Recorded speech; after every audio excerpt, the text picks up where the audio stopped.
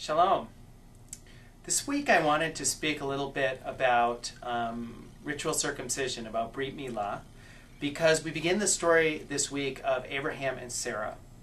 And as you may know, the original covenant of the Jewish people started with Abraham, where he circumcised himself and his son Isaac.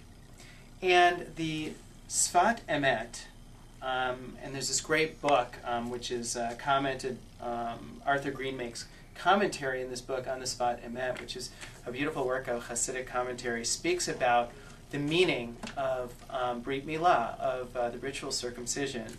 And I think it can give us a different perspective on this whole subject. It says, on the verse, "Walk before me and be perfect," the Midrash says, Abraham asks, "Until now I was lacking something?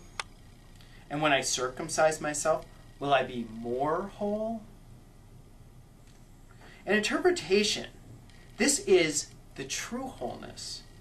When a person diminishes him or herself in order to be with God or make room for God, to show that we creatures have no wholeness except the wholeness that flows through us from God, the Holy One, blessed be He, HaKadosh Baruch Hu. It is in this way that we become whole. So when we make room or we diminish ourselves in some way, this is symbolic, we make room for God to sort of be in us and to work through us. And it says here, the Sfat Emet, this is why the mitzvah circumcision was assigned to this particular place. For this place is the source of all regeneration and the source of all flow. So it is this that's actually also very symbolic for us. It is here that there needs to be a sign of recognition that humans on their own are lacking and that they need the Creator in order to be whole. And that's why we call this mitzvah a brit, a covenant, because it's a partnership between us and God. When we have children, they're ours, but they don't come only from us, nor does anything really come only from us.